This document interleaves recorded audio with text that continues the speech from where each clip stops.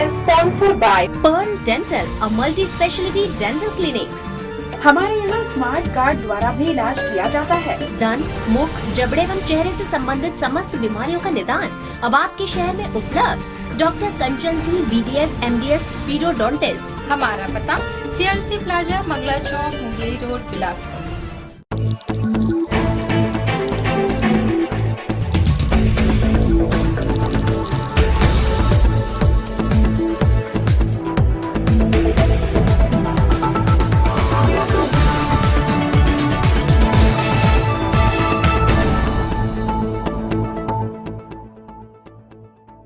नमस्कार, आप देख रहे हैं सिटी न्यूज। मैं हूं रमाधिमा। आइए बुलेटिन की शुरुआत करें, लेकिन उससे पहले हेडलाइंस।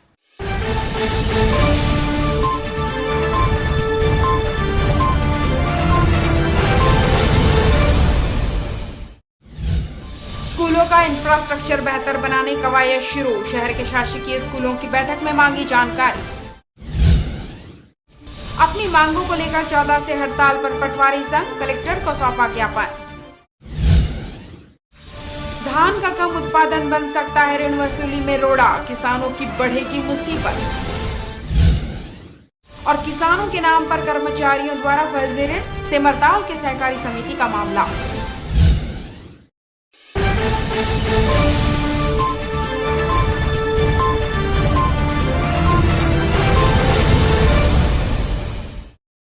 हेडलाइंस के बाद अब खबरें विस्तार से। स्कूली शिक्षा की गुणवत्ता व इंफ्रास्ट्रक्चर सुधार लाने शहर के सभी शासकीय स्कूलों के प्राचार्यों की बैठक रखी गई, जिसमें शाला विकास समिति के अध्यक्ष वी रामाराव व DEO ने प्राचार्यों से स्कूलों की समस्या की जानकारी ली और उन्हें जल्द पूरा करने आश्वासन दिया। स्कूल की बदहाल स्थिति किसी से छुपी नहीं है। स्कूल में अव्यवस्था के चलते पढ़ाई प्रभावित होती है। ऐसे में इसे सुव्यवस्थित करने का बीड़ा उठाया है प्रदेश शासन ने।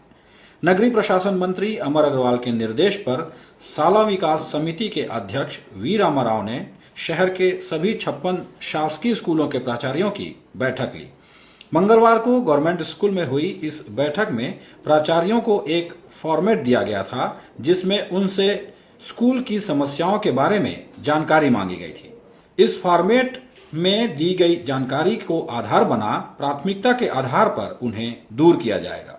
स्कूल की जो मूलभूत आवश्यकताएं हैं, उन आवश्यकताओं का, जैसे फर्नीचर की व्यवस्था, पंखे, लाइट, कमरों का जीर्णोद्धार, मंच और स्कूल में रंगाई पुताई से लेकर जो भी आवश्यकता है उनका पूर्ति करने के लिए खिला देंगे। और उस स्कूलों का स्तर बढ़ेगा, शिक्षा का भी स्तर बढ़ेगा। साफ सुथरा अगर स्कूल है तो उसमें निश्चित रूप से बच्चे पढ़ने प्रोत्साहित होंगे और स्कूलों का वातावरण अच्छा बनेगा और बच्चे शिक्षा प्राप्त कर उच्च पदों में जा सकते हैं। स्कूल का इंफ्रास्ट्रक्चर सुधारने के साथ ही पढ़ाई बेहतर बनाने भी ध्यान दिया जाएगा और खराब रिजल्ट वाले स्कूलों में इसके लिए जिम्मेदारी तय कर जिम्मेदार लोगों के खिलाफ कार्रवाई होगी। स्कूलों की इन समस्याओं को दूर करने शासन से बजट की मांग की गई है, ताकि शासकीय स्कूल में पढ़ाई की दशा और दिशा में सुधार लाई जा सके। इस तरह से मंत्री जी की इच्छा है, जो नगर विधायक भी हैं, कि उनके विधानसभा क्षेत्र के सारे स्कूलों की भौतिक दशा जो है सुधरे और उसके साथ साथ शैक्षणिक दशा भी सुधरे। तो उन्होंने कहा था कि सारे संस्था प्रमुखों से बात कर ली जाए और उनकी जो आवश्यकताएं हैं, मूलभूत जो आवश्यकताएं हैं, उनको पूरा करने के लिए जो विभाग से हो पाएगा विभाग से किया जाएगा। और अगर नहीं हो पाएगा तो मैं अपने विधायक मत से या शासन से जिस भी इससे मत से अलॉटमेंट हो पाएगा वो करवा के स्कूलों की स्थिति को अच्छा कराएंगे। शासकीय स्कूलों में शिक्षा की दशा व दिशा सुधारने शासन ने यह पहल शुरू की है, लेकिन इससे विद्यार्थियों को कितना लाभ होता है ये देखने वाली बात होगी। कैमरामैन सतीश बाटवे के साथ वीरेंद्र गहवई, सिटी न्यूज, बिलासपुर। भारतीय विपणन विकास केंद्र के मार्गदर्शन में आयोजित स्वदेशी मेला में लोगों का उत्साह देखने को मिला। मेले में आयोजित सांस्कृतिक कार्यक्रमों ने उपस्थित लोगों को खासा आकर्षित किया। इन दिनों स्वदेशी मेले का आयोजन शहर में किया गया है, जहां मेले में शहरवासियों के मनोरंजन के लिए सांस्कृतिक कार्यक्रमों का आयोजन भी शाम को किया जा रहा है। कार्यक्रम में विभिन्न क्षेत्रों से कलाकारों को प्रस्तुति का मौका इस मंच पर दिया जा रहा है, जिसे जज करने विशेषज्ञ निर्णायक पैनल का गठन भी किया गया है। आकर्षक सांस्कृतिक कार्यक्रमों की प्रस्तुति के साथ ही इस क्षेत्र से जुड़े निर्णायक कलाकारों को परफॉर्मेंस के आधार पर पॉइंट देते हैं।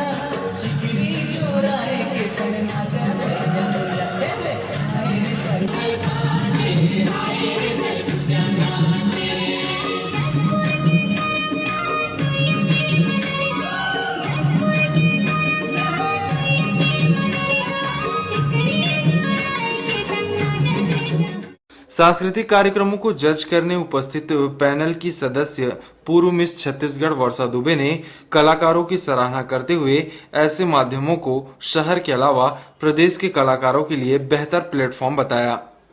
स्वदेशी मेला आत्मनिर्भरता की झलक इन्होंने टैगलाइन रखा है और बिल्कुल वो चीज़ मुझे आज के डांस कंपटीशन में भी देखने को मिली और यहाँ के स्टॉल्स में भी देखने को मिली।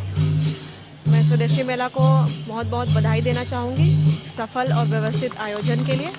उसके अलावा प्रतियोगियों के बारे में अगर मैं बात करूँ तो सभी बहुत अच्छे हैं और बिलासपुर का लेवल सबके माध्यम से पता चलता है कि बिलासपुर के सारे कलाकार बहुत अच्छे हैं और बिलासपुर के अलावा ये बाहर भी निकले तो ये छत्तीसगढ़ का नाम रोशन करेंगे। स्वदेशी मेले में प्रतिदिन शाम विभिन्न आयोजन हो रहे हैं जिसका समापन 8 दिसंबर को होगा।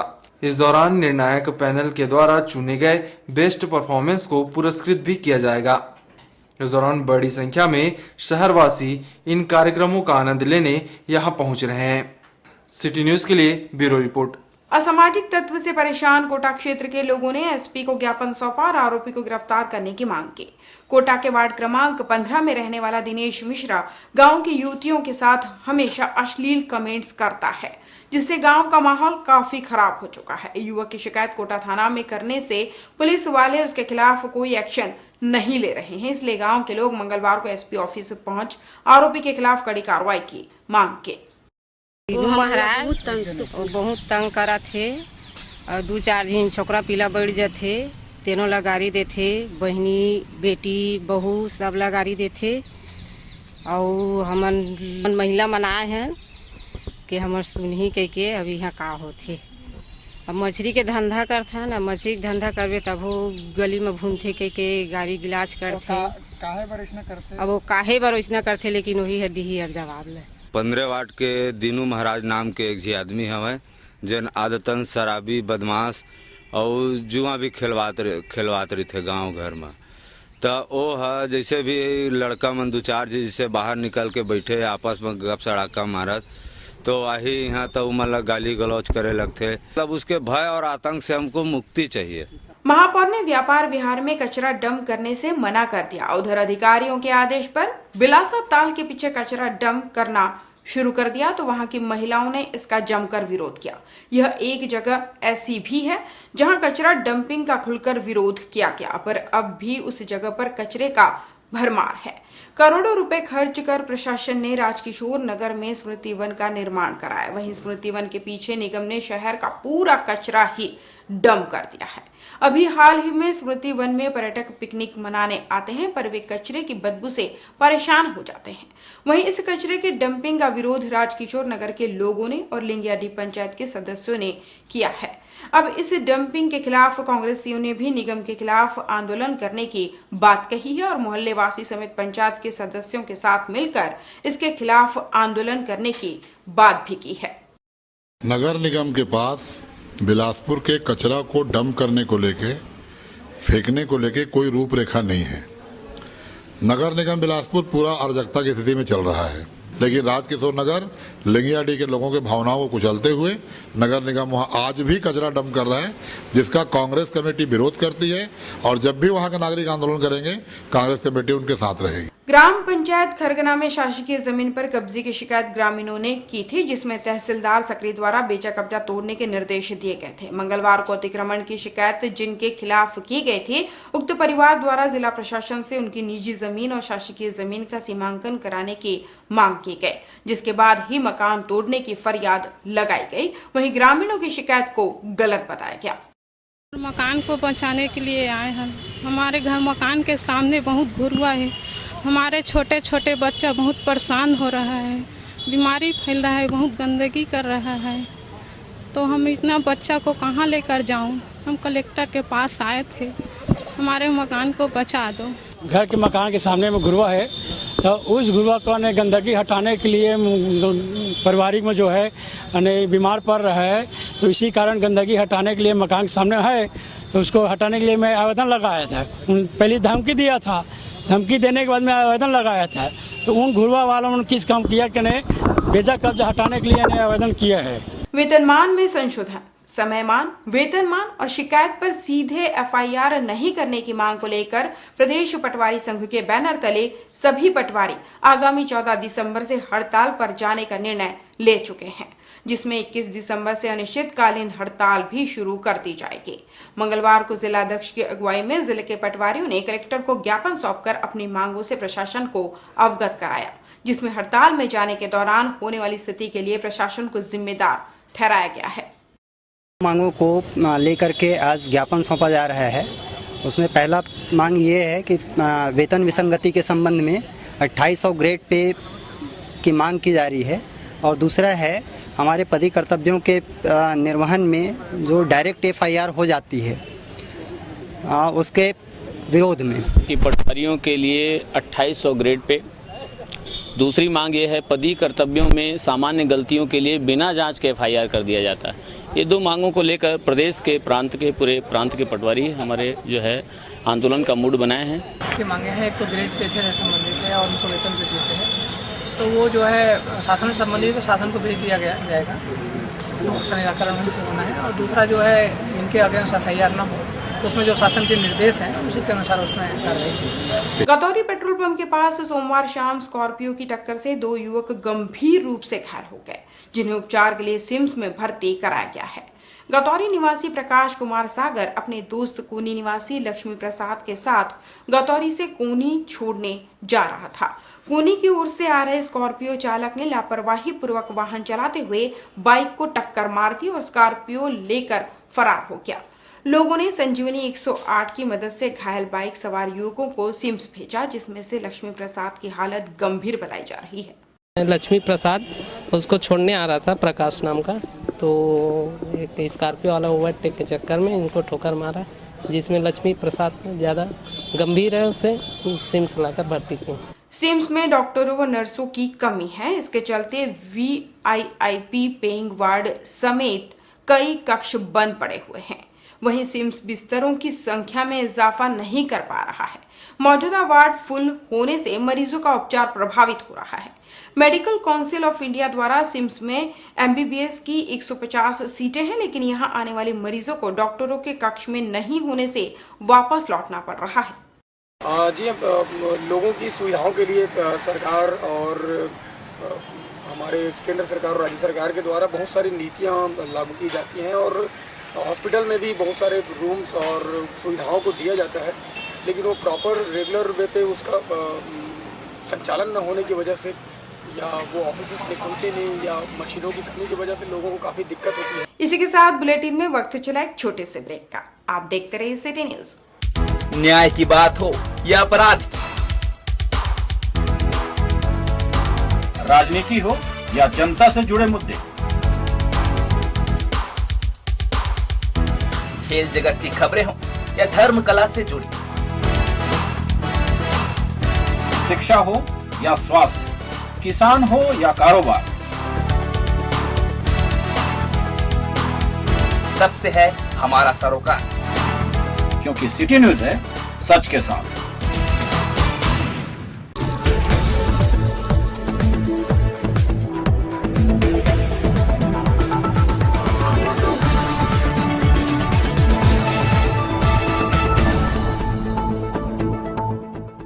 ब्रेक के बाद पुनः आपका स्वागत है। बढ़ते हैं अगली खबर की ओर। जिला सहकारी बैंक के माध्यम से चारों जिलों में समर्थन मूल्य पर धान की खरीदी की जा रही है, जिसमें 1,26,000 पंजीकृत किसानों से धान खरीदी की जाएगी। वहीं इन किसानों से बैंक को ऋण की वसूली भी करनी है। अल्प वर्षा की वजह से कम उत्पादन ऋण वसूली में परेशानी बन सकता है, तो वहीं किसानों को भी मुसीबत का सामना करना पड़ेगा। जिला सहकारी बैंक ने इस वर्ष 1,26,000 किसानों को 340 करोड़ रुपए ऋण का वितरण किया है, जिसमें इस सीजन धान खरीदी में अब तक 26 करोड़ रुपए लिंकिंग के माध्यम वसूल की जा चुकी है। वहीं बैंक प्रबंधन इस खरीदी प्रक्रिया के दौरान पूरे ऋण की राशि वसूल होने की संभावना जता रही है। साल खरीफ फसल के लिए हमारे बैंक के द्वारा लगभग 340 करोड़ का ऋण बांटा गया है।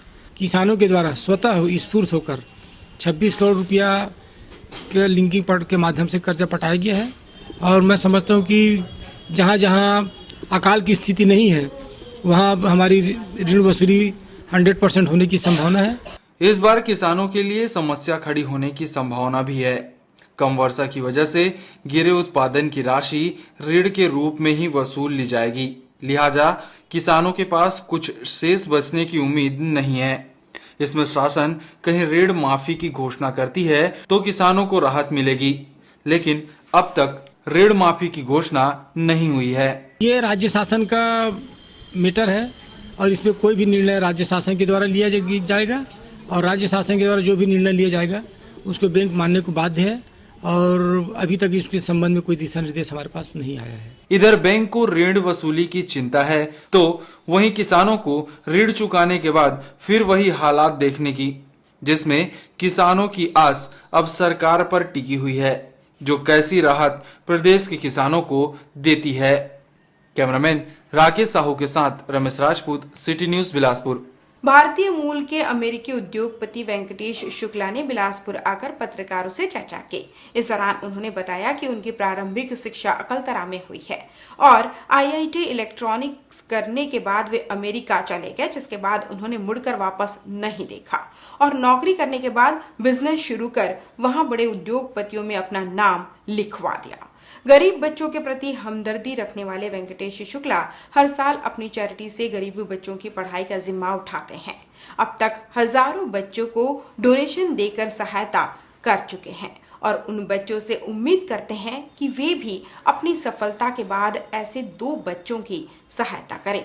स्कूल में जो है गवर्नमेंट का स्कूल, मिडिल स्कूल था, उसमें जो है हम लोग टाटपट्टी बैठते थे नीचे और गुरुजी की चेयर, कुर्सी और टेबल थी, लेकिन हमारी क्लास में 2 लगती थी कुर्सी टेबल। एक में जो है हमारे लोकल जो राजा साहब हैं उनके लड़के बैठते थे।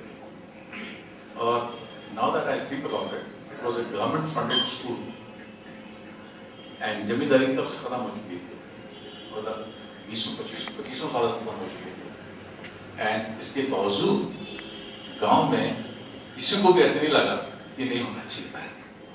Nobody ever question that. जिला अस्पताल में आने वाले मरीजों की सुविधाओं को देखते हुए अस्पताल परिसर में सहायता केंद्र खोला गया है, जिसमें किसी भी मरीज या उनके परिजनों को अस्पताल से संबंधित सभी जानकारियां मिल जाएंगी।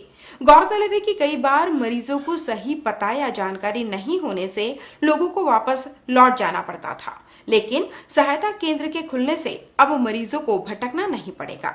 वहीं सहायता केंद्र में अस्पताल संबंधी सभी चीजों के बारे में जानकारी रखने वाले कर्मचारियों की नियुक्ति की गई है। अस्पताल से संबंधित जानकारी कई बार मरीज को भटकना पड़ जाता है कि यह वार्ड कहाँ है, यह केंद्र कहाँ है, एक्सरे कहाँ होता है, पैथोलॉजी कहाँ होता है, कैश काउंटर कहाँ है, ये सब जानकारी के लिए और क्या सुविधा कहाँ उपलब्ध है इसको बताने के लिए एक स्टाफ की नियुक्ति की गई है और वो यहाँ पर नियमित समय में ओपीडी के समय में बैठता है। मंगलवार को रेलवे सुरक्षा पोस्ट बिलासपुर द्वारा रेलवे स्टेशन परिसर में सघन चेकिंग अभियान चलाया गया, जिसमें रेलवे सुरक्षा बल द्वारा स्टेशन, नो पार्किंग एरिया, यात्री गाड़ी समेत स्टेशन में संदिग्ध घूमने वाले अनाधिकृत लोगों के खिलाफ कार्रवाई की गई, जिसमें सबसे अधिक नो पार्किंग के विरुद्ध और महिला बोगी में यात्रा कर रहे पुरुष यात्री के खिलाफ रेलवे अधिनियम के तहत कार्रवाई की गई। सरकार द्वारा गरीबों के लिए बनाए गए आवास किराए पर दिए जा रहे हैं। शहरी क्षेत्र में स्थित अटल आवास में ज्यादातर मकान जिन्हें आवंटित किए गए थे, उन्होंने उसे किराए पर देना शुरू कर दिया है। ग्रामीण क्षेत्रों से आए ग्रामीणों को मकान देकर जमकर किराया वसूला जा रहा है। जबरदस्ती किराया वसूली से संबंधित शिकायतें आने से बातें सामने आने लगी है। इस मसले पर महापौर किशोर राय ने जांच के आदेश दे दिए हैं। मकान के नंबर तो मालूम नहीं है, वहाँ की वहीं रह रहे हैं। शासकीय मकान है वो? अब वो सब जोगी आवास वाला है, तो वहीं पर रह रहे हैं हम लोग। कैसे रह रहे हैं? किराए से रह रहे हैं। कितना पैसा देते हैं? अभी उसका पड़ जाता है 700 करीब 750-800 रुपये पड़ जाता है। मकान मालिक को दे रहे हैं। कौन सा आवास है वो? जोगी आवास। लेकिन इस तरह की शिकायत प्राप्त होने पर इस पर कड़ी कार्रवाई की जाएगी, जिससे जो वास्तविक पात्रता रखता है अटल आवास की उसी को मिले। सेवा सहकारी समिति सिमरताल में की गई गड़बड़ी की शिकायत के साथ ही हितग्राहियों के गबन किए गए पैसों की वापसी की मांग को लेकर ग्रामीणों ने जिला प्रशासन को ज्ञापन सौंपा है। ग्रामीणों ने शिकायत में बैंक के कर्मचारियों द्वारा गड़बड़ी किए जाने की बात सामने रखी है। कर्मचारियों द्वारा जबरिया किसानों के नाम कर्ज निकालकर भी गड़बड़ी की गई है, जिनके खिलाफ कार्रवाई की मांग ग्रामीणों ने की है। गौरतलब है कि सिमरताल सेवा सहकारी समिति के बचत बैंक में करोड़ों का घोटाला पहले ही सामने आ चुका है। गरीब मजदूरों ने कमा करके वहाँ जमा किया था अपने लड़की शादी के लिए, फूटा मकान को बनाने के लिए। इसको बैंक वाले ने पैसा किसी को नहीं दे रहा है। किसी का 1 लाख, किसी का 2 लाख, किसी का 50,000, 10,000 सब पैसा है वहाँ। तो बैंक वाले ने 4-6 महीना हुआ हमको नहीं दे रहा है। SCCL मुख्यालय के सामने एक मजदूर विगत दिनों से आमरण अनशन पर है। उसकी मांग है कि उसके नियुक्ति के समय उसकी जन्मतिथि गलत लिख दी गई थी, जिस वजह से उसका रिटायरमेंट भी जल्दी हो रहा है। मजदूर का कहना है कि नौकरी लगने के साथ ही उसने अपने जन्मतिथि को सुधारने की मांग की थी, मगर वो अब तक नहीं सुधरी है, जिससे हताश मजदूर को आमरण अनशन करना पड़ा। साथ ही मांग समय रहते पूरा नहीं किया गया तो आत्महत्या की चेतावनी भी दे डाली। मजदूरों के उम्र सुधार में है ना, मतलब कोई सहयोग नहीं किया जाता, मतलब तानाशाही रवैया वही अपनाया जा रहा है। उसके विरोध में मैं यहाँ पे हड़ताल बैठा हूँ। जब तक ये मेरी बात नहीं मांगे 12 तारीख आत्मदाह कर लूंगा। लिंगियाडी ग्राम पंचायत में कांग्रेस शासनकाल में पंचायत में सभी वर्ग के लोगों के लिए अटल बाजार समेत गुमटी का निर्माण कराया गया था। शहर से लगी इस पंचायत में अटल बाजार तो सही साबित हुआ, पर जो हितग्राहियों को देने के लिए गुमटियां दी गई थी वो अब पूरी तरह से कबाड़ में तब्दील हो गई हैं। पंचायत में वसंत विहार गेट के बगल से 70 से 80 गुमटी हितग्राहियों को आवंटित की गई थी। पंडित दीनदयाल उपाध्याय योजना के तहत उन गुमटियों को हितग्राहियों को देना था, पर कुछ रसूखदार लोगों ने इनको कब्जा कर लिया और अब इनकी स्थिति बदतर हो गई है, जिसका कांग्रेस अब विरोध कर रही है और योजना का दुरुपयोग करने की बात कर रहे हैं। वहीं कांग्रेसियों की माने तो वो इसका खराब होने का आरोप राज्य शासन और जिला प्रशासन पर लगा रहे हैं। अटल बाजार के नाम से भी एक योजना बनी थी, जो अटल बिहारी वाजपेयी के नाम समय बनी, लेकिन उसको मूर्त रूप यूपीए की सरकार ने दिया था। आज किसी भी गांव में आप चले जाइए, महमन चले जाइए, लिंगियाडी चले जाइए, ढेका चले जाइए, आपको अटल बाजार बने मिलेंगे, लेकिन आवंटित नहीं है। आगामी 18 दिसंबर को गुरु घासीदास जयंती मनाई जाएगी, जिसे लेकर समाज के पदाधिकारी तैयारियों में जुट गए हैं। तारबहार क्षेत्र स्थित गुरु घासीदास मंदिर में अवैध कब्जे और जारी निर्माण की वजह से कार्यक्रम की तैयारी प्रभावित हो रही है। समाज के पदाधिकारियों ने इसकी शिकायत निगम और जिला प्रशासन से की है।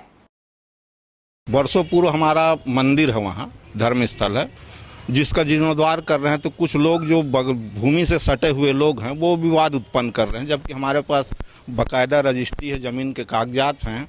हम चाहते हैं कि जो हमारा हक है वो मिले। परिक्रमा करने में उसको बाउंड्री वाल घेर दिए हैं, अवैध निर्माण उनका तोड़ा जाए, यही मांग लेकर हम महापौर जी, कलेक्टर, SDM सभी को ज्ञापन देने आए हैं। मंगलवार को DP विप्र कॉलेज में विज्ञान मेला का शुभारंभ किया गया। कार्यक्रम की शुरुआत में आए मुख्य अतिथियों ने दीप प्रज्वलित और रिबन काटकर विज्ञान मेले की ओपनिंग की। वहीं छात्र छात्राओं ने अपना प्रोजेक्ट अतिथियों के सामने प्रस्तुत किया। कार्यक्रम के दौरान छात्राओं ने रंगारंग प्रस्तुति भी दिखाई। यहाँ के बच्चों में जितनी कलाकृतियाँ, जितने आर्ट हैं यहाँ के छात्रों में, जो पेपर के माध्यम से मुझे पढ़ने को मिलते हैं, वे कहीं और मुझे नहीं मिलते हैं। इतना अच्छे हैं यहाँ के छात्र। मैं बहुत सारी चीजें इस महाविद्यालय के छात्र छात्राओं की एक्टिविटीज से मैंने सीखा है कि बच्चों में कितनी एनर्जी होती है और कितनी एनर्जी होनी चाहिए। इस बुलेटिन में बस इतना है। अपनी आसपास की खबरों के लिए देखते रहिए सिटी न्यूज़ और मुझे दीजिए विदा। नमस्कार।